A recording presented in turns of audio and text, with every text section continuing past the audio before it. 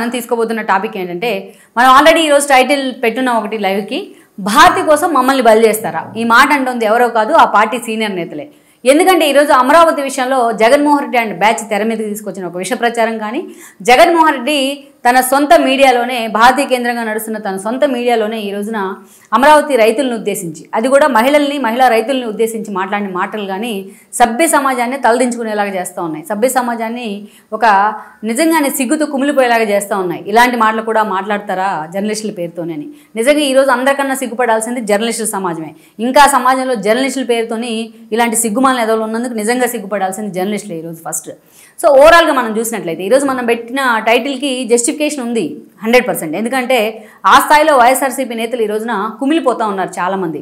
జగన్మోహన్ రెడ్డి ప్రతిపక్షంలో ఉన్నదైతే ఇప్పుడు మరొక ఎత్తు. ఎందుకంటే 11 సీట్లు ఇచ్చారు మొన్నటి ఎన్నికల్లో జనం. అంటే 11 సీట్లు అంటే జగన్మోహన్ రెడ్డి ప్రతిపక్ష హోదా కూడా జనమే ఇవ్వలేదు. అంటే నువ్వు ప్రతిపక్ష నేతగా కూడా పనికిరావు అని జనం ఒక మ్యాండేట్ ఇచ్చారు. ఎందుకంటే 5 ఏళ్ల పాటు 151 సీట్లతోని ఒక వ్యక్తి 5 ఏళ్ల పాటు రాష్ట్రాన్ని పరిపాలించిన తర్వాత జనం ఏ స్థాయిలో అసహించుకుంటే తాను 11 సీట్లకు పరిమితమయ్యాననే కనీసం రియలైజేషన్ కూడా ఈరోజు జగన్మోహన్ రెడ్డికి రావట్లేదు. ఎందుకంటే 5 ఏళ్ల పాటు ఆయన సాగించిన అరాచకాలు, ఆయన సాగించిన విధ్వంసాలు, ఆయన ఒక అరాచక పాలన, ఇవన్నీ పక్కన పెడితే, ఆయన సాగించిన విధ్వంసం పక్కన పెడితే, అమరావతి కేంద్రంగా జగన్ తెర మీదకి తీసుకొచ్చిన విధానాలు అయితే ఉన్నాయో అవన్నీ కూడా నభూతో నభవిష్యత్. ఆల్మోస్ట్ జగన్మోహన్ రెడ్డి తన జీవితంలో మర్చిపోలేని తప్పులు ఏమైనా చేసుంటారంటే అది అమరావతి కేంద్రంగా ఆయన చేసిన అరాచకాలే. చంద్రబాబు నాయుడు మీద ఉన్న వ్యక్తిగత కక్ష, చంద్రబాబు నాయుడు మీద ఉన్న ఒక రాజకీయ కక్షను అమరావతి మీద కక్షగా మార్చుకున్నారు ఆయన. ఇక్కడ ఉంది ఒక పర్సనే చంద్రబాబు నాయుడు. పొలిటికల్గా ఎన్నైనా ఉంటాయి, పొలిటికల్గా వెండెట్టా ఉంటుంది, టార్గెట్ చేసుకోవచ్చు. కానీ ఒక సామాజిక వర్గాన్ని మీద ఉన్న కోపం, ఒక వ్యక్తి మీద ఉన్న కోపాన్ని అమరావతి మీద ద్వేషంగా, అమరావతి మీద కేంద్రంగా మార్చుకున్నారు జగన్మోహన్ రెడ్డి. ఈ క్రమంలోనే 5 ఏళ్ల పాటు తమ భూముల్ని త్యాగం చేసి, అంతకంటే ముందుగా చంద్రబాబు నాయుడు ఒక్క పిలుపుతోనే 33,000 ఎకరాలని ఒక్క లాటి విరగకుండా రైతులు త్యాగం చేయడం జరిగింది.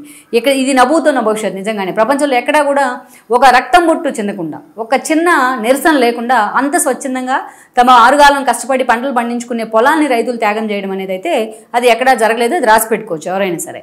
అంత స్వచ్ఛందంగా ముందుకు వచ్చి ఇచ్చారు అంటేనే మనం అర్థం చేసుకోవచ్చు ఏ స్థాయిలో వాళ్ళు ఒక సెంటిమెంట్గా రాజధానిని అనుకున్నారు, చంద్రబాబు నాయుడు చెప్పిన మాటలను ఏ స్థాయిలో ఓన్ చేసుకున్నారు అనేది. కేవలం ఆ ఒక్క కారణంతోనే 5 ఏళ్ల పాటు జగన్మోహన్ రెడ్డి వాళ్ళని మానసికంగా, అదేవిధంగా ఫిజికల్గా అన్ని విధాలుగా హింసించే ప్రయత్నం చేశారు ఆయన. ఎప్పుడైతే ఎన్నికలకు ముందు ఒక ఇన్సైడర్ ట్రేడింగ్ పేరుతోని టీడీపీ నేతలు అందరినీ కూడా దాంట్లో ఇరికించే ప్రయత్నం చేశారు. ఒక పదాన్ని సృష్టించాడు ఆయన, ఇన్సైడర్ ట్రేడింగ్ అనేసి.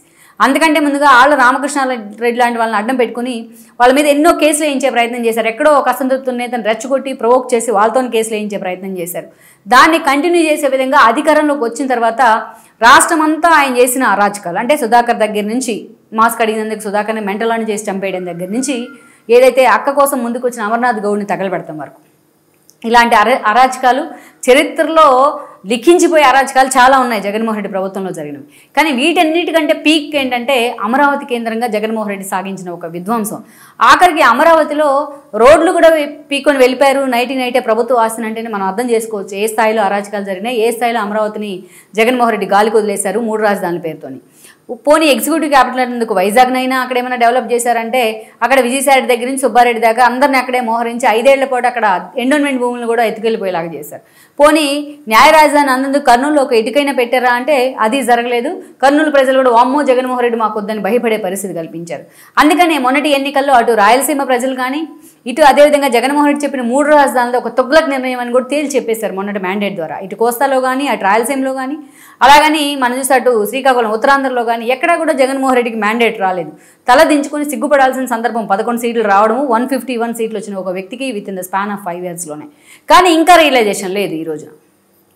ఈ రియలైజేషన్ లేకపోని కారణంగానే జగన్మోహన్ రెడ్డి ఇంకా అమరావతి కేంద్రంగా అనేక తప్పులు చేస్తూ ఉన్నారు. సరే, తాను స్వయంగా ముందుకొచ్చి తప్పులు చేయకపోయినా తన పార్టీ నేతలతోనో తన మీడియా ద్వారానో ఆయన తప్పులు చేయిస్తూ నిండా మునిగిపోతూ ఉన్నారు. ఆయన నిండా చాలామంది చెప్తూ ఉంటారు తన గొయ్యి తానే తీసుకున్నట్టుగా జగన్మోహన్ రెడ్డి ఈ రోజున ఆ పార్టీ నేతల గొయ్యి కూడా తీసి ఆయనే కప్పెడతా ఉన్నారు. ఈరోజు అమరావతి మళ్ళా ఇప్పుడిప్పుడే రీవ్యాంప్ అయ్యే ప్రయత్నం జరుగుతూ ఉంది మోడీ వైపు నుంచి. ఎందుకంటే ఈరోజు ఎన్డీఏ కూటమిలో టీడీపీ ఉంది, జనసేన ఉంది, బీజేపీ కలిసే కూటమి రూపంలో అధికారంలోకి వచ్చాయి. ఈరోజు తను గతంలో చేసిన తప్పుల్ని పక్కన పెట్టి అటు రాష్ట్ర అవసరాల దృష్ట్యా బీజేపీ కూడా ఇక్కడ ఫోకస్ పెట్టే ప్రయత్నం చేస్తూ ఉంది. మోడీ మొన్ననే రావడం జరిగింది. అమరావతికి నిధులు కూడా ఇస్తూ ఉన్నారు అడిగినప్పుడు. సో పూర్తి స్థాయిలో రాష్ట్రం మీద కూడా వాళ్ళు ఫోకస్ పెట్టిన పరిస్థితి కొంతవరకు గతానికంటే భిన్నంగా. అక్కడ మళ్ళా మొన్నటి వరకు లేని ఏదైతే రోడ్లు కానీ మొన్నటి వరకు జరిగిన పనులు కానీ ఈరోజు వెళ్ళి అక్కడ చూసిన వాళ్ళకి తెలుస్తుంది డే అండ్ నైట్ ఎలా వర్క్స్ జరుగుతున్నాయి, ఎలా ఒక హెల్తీ వాతావరణం అక్కడ కనిపిస్తుంది, ఎలా కలకలలాడుతోంది అనేది. సో ఇప్పుడిప్పుడు అక్కడ భూములకు కూడా ఇప్పుడిప్పుడే కొంచెం రేట్లు పెరుగుతున్న సిచ్యువేషన్ అయితే ఉంది. సో భవిష్యత్ మీద ఆ 5 ఏళ్ల పాటు జరిగిన పీడకలను మర్చిపోయి ఇప్పుడిప్పుడే అక్కడ జనం కూడా అమరావతి మీద ఫోకస్ పెడతా ఉన్నారు. రాష్ట్ర ప్రజలు కూడా ఒకసారి అమరావతి వైపు చూస్తూ ఉన్నారు. అలాంటి సందర్భం నుంచి జగన్మోహన్ రెడ్డి అంత పాజిటివిటీ ఉంది. ఆ పాజిటివిటీని ఈవెన్ వైఎస్ఆర్సీపీ నేతలు కూడా అక్కడ భూములు ఉన్న వాళ్ళు అక్కడ పొలాలు ఉన్న వైఎస్ఆర్సీపీ నేతలు కూడా ఎంజాయ్ చేస్తూ ఉన్నారు ఈ రోజున. అలాంటి పరిస్థితిని జగన్మోహన్ రెడ్డి తన పార్టీనే కాదు తన పార్టీ నేతలను కూడా ఒక్కసారిగా పాతాళానికి తొక్కేశారు. అది కూడా ఒకే ఒక్క చర్య ద్వారా. ఈరోజు తప్పు ఎవరైనా చేయొచ్చు. తన మీడియా కేంద్రంగా ఎన్నో అరాచకాలకి జగన్మోహన్ రెడ్డి తెరదీశారు. గతంలో వివేకానంద రెడ్డి మర్డర్ కేసు తన సొంత బిల్డింగ్లో తన సొంత హౌస్లో తన సొంత మనుషులు చంపేస్తే నారాసుర రక్త చరిత్ర పేరుతో చంద్రబాబు నాయుడు చేతులను కత్తిపెట్టు ఆయన పేపర్లో పెద్ద మెయిన్ పేజీ ఐటమ్ వేయడం జరిగింది. లోకేష్ ఏదైతే తిండి కోసం ఎంత ఖర్చు పెట్టారంటూ కూడా ఆయన తిండిని కూడా హేళన చేసిన పరిస్థితి అయితే ఉంది. సో ఇన్ని చేసినా కూడా సంయమనం పాటిస్తూ వచ్చిందని అనుకోవాలి టీడీపీ అటు నుంచి. సో దెన్ ఈరోజు చూస్తే తన మీడియా కేంద్రంగా అమరావతి గురించిన డిబేట్లో అమరావతిని వేసల రాజధాని అనే విధంగా ఎవరిని అవమానిస్తున్నట్టు ఈవెన్ జగన్మోహన్ రెడ్డి ఇంట్లో కూడా 2 ఆడపిల్లలు ఉన్నారు. ఆయన జగన్మోహన్ రెడ్డి భార్య మహిళే, జగన్మోహన్ రెడ్డి అమ్మ చెల్లి వీళ్ళంతా కూడా మహిళే. అయితే ఇక్కడ చెప్పుకోవచ్చు అమ్మని చెల్లిని బయటికి తన వ్యక్తికి మహిళల మీద అంత ఫోకస్ ఉంటుందని కూడా మనం అనుకో, అంత కన్సర్న్ ఉంటుందని కూడా మనం అనుకో. ఎందుకంటే స్వయంగా ఆయన వాళ్ళ అమ్మ మీదే కేసులు వేసిన చెల్లెల మీదే కేసులు వేసిన పరిస్థితి అయితే ఉంది. అలాంటి సిచ్యువేషనే మనకు అక్కడ యథారాజా తదా ప్రజ అంటే రాజు ఎలా ఉంటే అక్కడ ఉండే ప్రజలు కానీ ఆయన చుట్టూ ఉండే వంది మాగదులు కానీ అలాగే ఉంటారనడానికి ఇది ఒక ఉదాహరణ.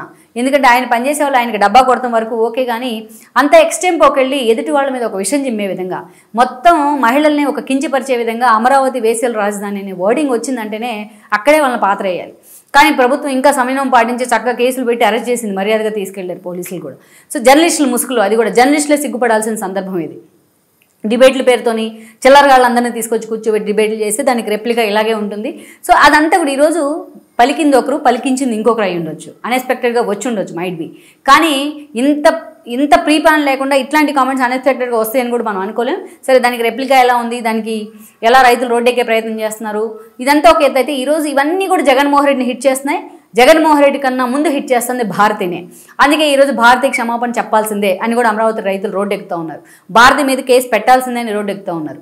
ఇది చాలదన్నట్టు పైగా సజ్జలు లాంటి వాళ్ళు అక్కడ ఉన్నంతా కూడా సంకరజాతి వాళ్ళే అంటూ కూడా చాలా దారుణంగా మాట్లాడారు. చాలా దారుణంగా మాట్లాడారు. ఆయన కూడా ఒక జర్నలిస్టే. సో నిజంగానే సిగ్గుపడాల్సిన సందర్భం ఇది జర్నలిస్టులు కూడా. సో అలా ఇంకా దాన్ని ఫ్లేరప్ చేసే ప్రయత్నం చేస్తున్నారు. దాంట్లో ఒక అగ్నికి ఆజ్యం పోసే ప్రయత్నం అయితే జరుగుతోంది. ఎక్కడ క్షమాపణ చెప్పకపోగా ఆ కమెంట్స్ వెనక్కి తీసుకోకపోగా ఒక అరాజ్యకానికి కేటర్ ఆఫ్ అడ్రస్గా తను మాట్లాడిన మాటలను ఎండర్స్ చేసే ప్రయత్నం జరుగుతోంది ఏదో ఒక వైపు నుంచి. సో ఇవన్నీ కూడా ఈరోజు హిట్ చేస్తుంది భారతినే. భారతి క్షమాపణ చెప్పాలి అని. కానీ భారతి యాటిట్యూడ్ తెలిసిన వాళ్ళు ఎవరైనా సరే ఆమె క్షమాపణ చెప్తుందని అనుకోం, ఆవిడతో జగన్మోహన్ రెడ్డి క్షమాపణ చెప్పిస్తారని కూడా అనుకోం. అంతవరకు బాగానే ఉంది. ఇది ఇలా నడుస్తూ ఉంటుంది. వాళ్ళు కొన్ని రోజులు ధర్నా చేస్తారు, అండ్ దాని పేపర్లో ఒక ప్రకటన, మరీ ప్రెజర్ ఎక్కువైతే ఒక ప్రకటన ఇస్తారు, దట్స్ ఫైన్, అది అంతవరకు అయిపోతుంది. మళ్ళీ రేపు ఇంకోటి వస్తాడు తెర మీదకి, అదంతా ఓకే. కానీ ఇలాంటి చర్యల వల్ల ఈరోజు సఫికేషన్ ఫీల్ అవుతోంది ఎవరు అంటే ఆ పార్టీలో ఉన్న నేతలే. ఆ పార్టీలో ఉన్న నేతలు ఆ స్థాయిలో అమరావతిని పోల్చిన తర్వాత రేపు ఉదయం జనం మొహం చూడాలంటే జనానికి వాళ్ళ ముఖం ఎలా చూపించాలి, జన సమస్యలు తెలుసుకోవాలంటే జనం వెంటబడే పరిస్థితి ఉంది ఇప్పుడు అక్కడ. ఈవెన్ అమరావతిలో కూడా వైఎస్ఆర్సీపీ ఉంది ఎంతో కొంత. ఈరోజు అమరావతిలో ఆ పార్టీ నేతలు బయటికి వెళ్ళాలంటే ఆల్రెడీ ఆ తాడేపల్లిలోనే ఉంటున్నారు ఆయన, ఆ ప్రాంతంలోనే. బయటికి వెళ్తే వైఎస్ఆర్సీపీ నేతల పరిస్థితి ఏంటా అన్న సిచ్యువేషన్ అయితే అక్కడ కనిపిస్తూ ఉంది. ఎందుకంటే జనం ప్రొటెస్ట్ చేసి నిరసన తెలిపితే వీళ్ళు జనానికి నిజంగానే ముఖం చూపించగలరా? ఆ స్థాయిలో మహిళలు కన్నీళ్లు పెట్టుకుంటూ కూడా రోడ్డు మీదకి వచ్చి మాట్లాడుతుంటే ఒక ఖండన ప్రకటన కూడా ఎందుకు జారీ చేయలేదు? తప్పు చేయడం చాలామంది చేస్తారు, ఫ్లోలో వస్తూ ఉంటుంది. పొలిటికల్ వెండట క్రమంలో నువ్వా నేను అనుకున్న విన్ సిచ్యువేషన్స్ వస్తూ ఉంటాయి. కానీ దాన్ని మళ్ళీ గుర్తించి దాన్ని రెక్టిఫై చేసుకొని ఏదైతే పశ్చాత్తాపం చూపిస్తే అదే అసలైన విజయం, సగం విజయం అక్కడ సాధించినట్లే. ఇదే భారతి కానీ ఇదే జగన్మోహన్ రెడ్డి ఆ పార్టీ తరపునో లేకపోతే తమ మీడియా తరపున ఒక చిన్న ప్రకటన జారీ చేస్తుంటే ఇంత టెంపో కానీ ఇంత ఎక్స్టెంపో కానీ పరిణామాలు వెళ్ళేవి కాదు. వెళ్ళాలి యాక్చువల్గా ఆ మాట అన్నందుకు. కానీ రైతులు కూడా ఎంతో సంయమనంతో జగన్మోహన్ రెడ్డి అరాచకాలు ఏంటో చూశారు కాబట్టి రైతులు కూడా కొంత సంయమనం పాటించేవాళ్ళు అక్కడ మహిళలు. కానీ ఈరోజు చూసినట్లయితే వాళ్ళని ఇంకా రెచ్చగొట్టే విధంగా, వాళ్ళని ఇంకా ప్రొవోక్ చేసే విధంగా వాళ్ళు మాట్లాడుతున్న విధానం. ఎందుకంటే వాళ్ళని ప్రొవోక్ చేస్తే వాళ్ళు రోడ్డెక్కే ప్రయత్నం చేస్తారు. రోడ్డెక్కే ప్రయత్నం చేస్తే ఆ రకంగా ప్రభుత్వానికి ఒక నిరసన కార్యక్రమం తెర మీదకి వచ్చినట్టే. అవన్నీ కూడా మీడియా కవర్ చేస్తుంది. సో ప్రభుత్వం law and order issue create అయినట్టే అని కూడా వైఎస్ఆర్సీపీ భావిస్తూ ఉంది. కానీ ఇదంతా హిట్ చేస్తుంది వైఎస్ఆర్సీపీ నేతలనే. ఈరోజు వైఎస్ఆర్సీపీలో చాలామంది సీనియర్ నేతలు లబోదిబోం అంటూ ఉన్నారు. ఆవిడ ఎలాగూ క్షమాపణ చెప్పదు, ఆవిడ కోసం మమ్మల్ని బలి చేస్తున్నారు జగన్మోహన్ రెడ్డి. తాము రాజధానికి ఒకప్పుడు ఒప్పుకున్నాం, మళ్ళా విధ్వంసం చేసాం, మళ్ళీ ఇప్పుడు అంగీకరించే పరిస్థితి ఉంది. ఇలాంటి సిచ్యువేషన్లో ఒక సెన్సిటివ్ అటాక్తోని మీడియా ముందుకు వచ్చే ప్రయత్నం అయితే జరుగుతూ ఉంది రైతులు. సో అలాంటి సమయంలో భారతీయులు ఒక ప్రకటన జారీ చేయించకుండా జగన్మోహన్ రెడ్డి తమని బలిపశువులు చేస్తున్నారంటూ కూడా పార్టీ నేతలు వాపోతూ ఉన్నారు. ఈరోజు వైఎస్ఆర్సీపీ నేతల్లో ఎవరిని కదిలించినా ఈ కామెంట్స్ని ఖండిస్తూ ఉన్నారు. అసలు ప్రతిపక్షంగా తాము వాచ్ డాగ్స్లో ఉండి ఇష్యూస్ని హైలైట్ చేయాలి, లేకపోతే అమరావతి రైతులకు ఇచ్చే కంపెన్సేషన్ గతానికంటే ఇంకొంచెం పెంచాలి, లేకపోతే 10,000 ఎకరాలు కావాలంటే దాంట్లో ఇంకా ఏం చేయబోతున్నారని క్వశ్చన్ చేయొచ్చు. ఇలాంటి అవకాశాలన్నింటినీ కూడా వదిలిపెట్టి, అలాంటి అవకాశం ఉంటే రైతులు కూడా గతంలో జరిగిన అరాచకాన్ని మర్చిపోయి కొంత వైసీపీ మీద ఫోకస్ పెట్టి ఒక సానుభూతి తెచ్చుకునే అవకాశం ఉంటుంది. కానీ దానికంటే భిన్నంగా వాళ్ళని ఇంకా రెచ్చగొట్టే విధంగా ఇప్పుడిప్పుడే వాళ్ళ పేడకలన్నీ మర్చిపోయి ఇప్పుడిప్పుడే మళ్ళీ రీవ్యాంప్ పోయి ఇప్పుడిప్పుడే ఒక ఆహ్లాదకరమైన వాతావరణం వస్తున్న క్రమంలో ఈరోజు ఇంకా వాళ్ళని కొనారిల్లిపోయేలాగా ఆ మాట ఒక మానసికంగా వాళ్ళని హిట్ చేసే ప్రయత్నం, మానసికంగా వాళ్ళని ఇబ్బంది పెట్టే ప్రయత్నం చేస్తూ ఉన్నారు. సో ఈ క్రమంలోనే ఈరోజు భారతి ఆ పార్టీ నేతలకు సాఫ్ట్ టార్గెట్ అవుతూ ఉన్నారు. భారతి క్షమాపణ చెప్పదు, ఒకవేళ చెప్తానన్నా జగన్మోహన్ రెడ్డి చెప్పేవారు. మరి ఇలాంటి కారణాలతో వైఎస్ఆర్సీపీ మొత్తం టార్గెట్ అవుతుంది. గతంలో ఎన్నికల ముందు ఆపిడికడ మంది నేతలు, కొడాలి నాని, ఒక వంశీ, ఒక రోజా, ఇలాంటి వాళ్ళు ఒక ద్వారంపూడి లాంటి, ఒక అనిల్ యాదవ్ లాంటి వాళ్ళు మాట్లాడిన మాటలు మిగతా నేతల మొత్తాన్ని హిట్ చేశాయి.